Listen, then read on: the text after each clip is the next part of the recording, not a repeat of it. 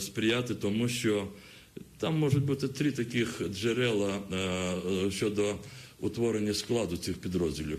Є молоді люди, які досягають віку призову до армії. Це кримські люди, це не обов'язково кримськотатари. Це ті люди, які так, вимушені переселенці.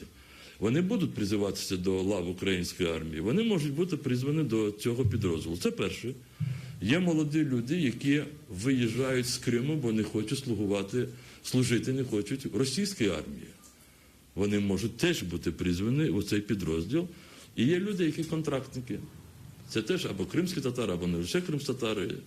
І таким чином ми бачимо такий підрозділ.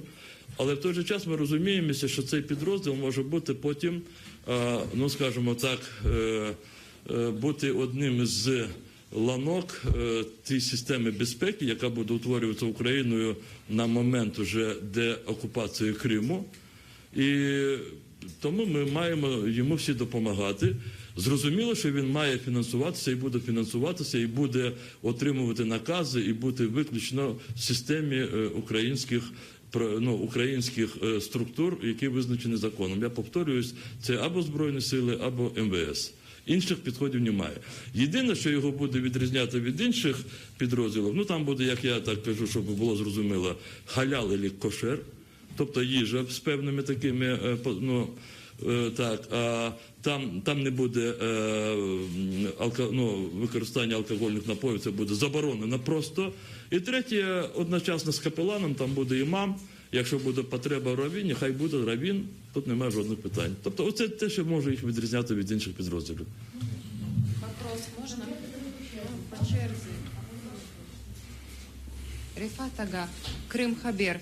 И все-таки как вы будете говорить замминистра финансов, вот вы будете обосновывать нам, допустим, вы будете говорить на АТР столько-то миллионов, на другие организации, в частности по АТР, потому что все ждут. Ленур Ислямов лишился всего, а крымский телеканал сюда переехал, и уже идет речь о том, что половина бюджета, который выделена на Меджлис, будет идти на финансирование этого канала.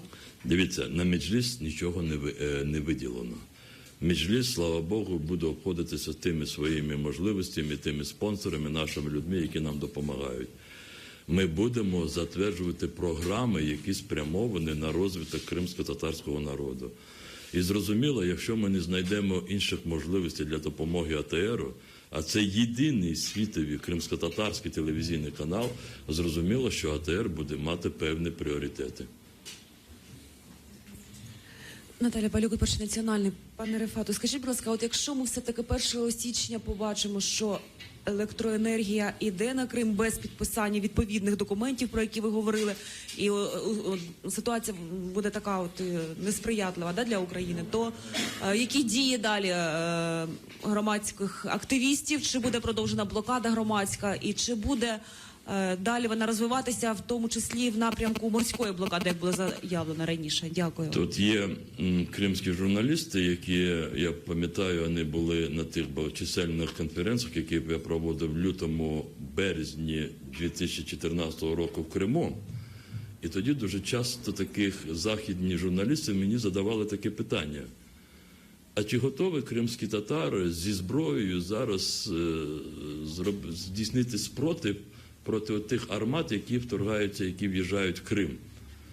Я тоді казав, що якщо в умовах, коли брутально порушено міжнародне право, коли вся ця конструкція, яка вибудовувалася десятиліттями після Другої світової війни, вона опрокинута Москвою, і коли жоден військовий, а їх там 15 тисяч в Криму, не здійснює те, що йому вказує його службове положення, і його командири не дають йому накази.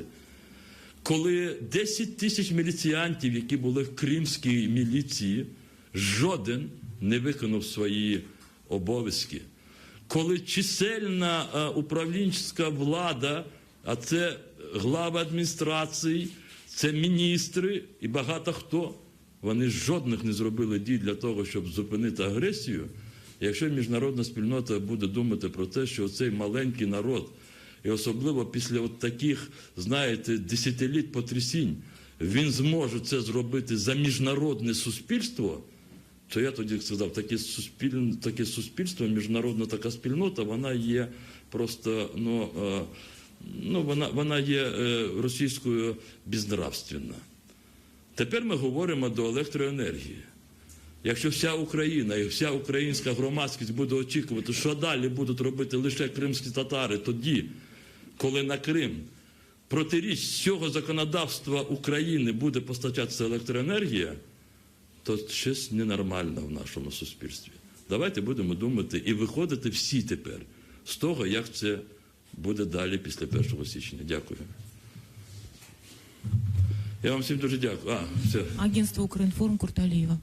Рифат ага, скажите, пожалуйста, когда может встать, возможно, в 2016 году, вопрос в повестке дня Украины, международного сообщества, не просто Крыма, а крымско-татарской автономии? Если Украина созреет к этому, так сказать, к решению этой проблемы, то каков законодательный путь решения этого вопроса и как в случае решения проблемы Россия отреагирует на данное событие? Спасибо. Дивіться, я про це говорив, що якщо ми говоримо про те, що РНБО має розробити стратегію, вона має бути відповідним чином затверджена і має бути таким документом для всієї нашої держави, обов'язково в цій стратегії мають бути, по крайній мірі, зафіксоване питання, пов'язане з статусом Криму після його деокупації, після його повернення.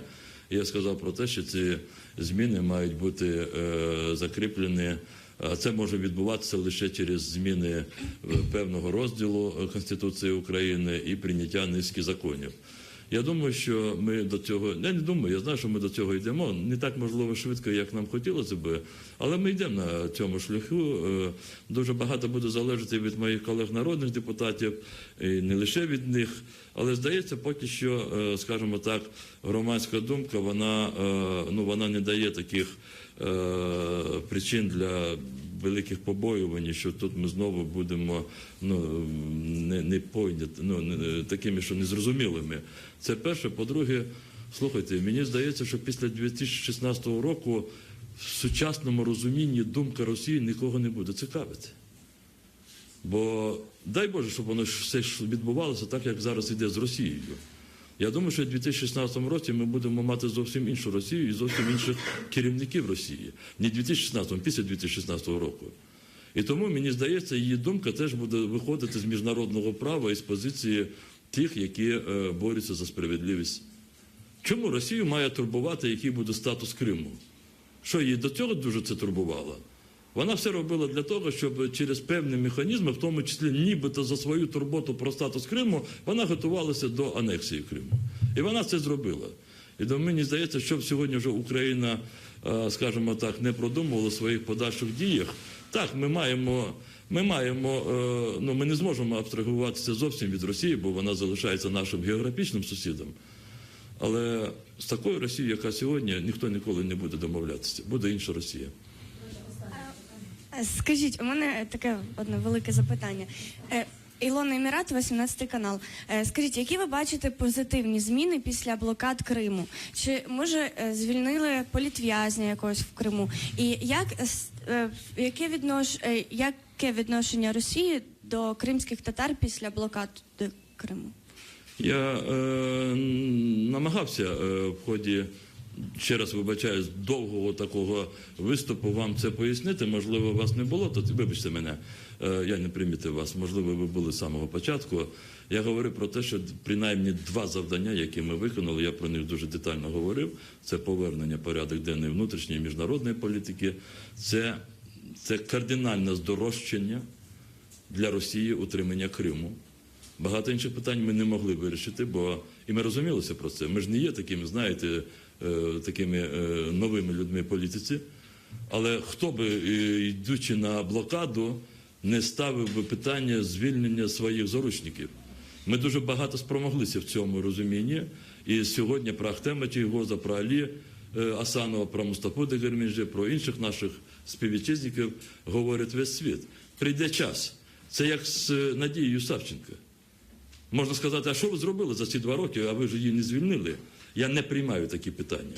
Ми робимо все те, що в наших силах або не в наших силах, але завтра обов'язково буде в наших силах. Ми не кидаємо своїх людей. Останнє запитання. Крым Хабер, маленький вопрос, последний. О муфтияте Крыма, о муфтияте. Прокомментируйте его позицию. Ну, це дуже довго потрібна відповідь, але якщо дуже коротко, давайте, коли ми пишемо, говоримо, твердимо про тих людей, які в Криму, в тому числі про ті чи інші об'єднання, будемо намагатися ставити себе на їх місце і будемо намагатися судити по них, виходячи з того, в яких умовах вони там живуть, діють. І якщо отак ми будемо всі робити, то ми в деяких моментах будемо знаходити відоправдання їх позиціям, але в деяких моментах ми будемо вважати, що все одно вони більш, скажімо так, відійшли від принципів гідності, інших принципів. В діяльності муфтіяту Криму є і те, і друге. І ми намагаємося з ними про це говорити, але це, скажімо так, відбувається не дуже так плідно. Останній раз я бачився з муфтієм мусульман Криму, Аджей Міралі Аблаєвим, декілька місяців тому в Анкарі, і ця зустріч відбулася, можливо, не зовсім виходячи з його побажання, але зустріч відбулася. Він там сьогодні є під повною не лише опікою, під контролем і тиском ФСБ. В Росії всі конфесії, за виключенням патріархату, тобто Російської православної церкви, я це стверджую, в Росії, а в Крим вони перенесли свої порядки, власне, з Російської Федерації, всі інші конфесії можуть робити лише те, що їм дозволяється ФСБ.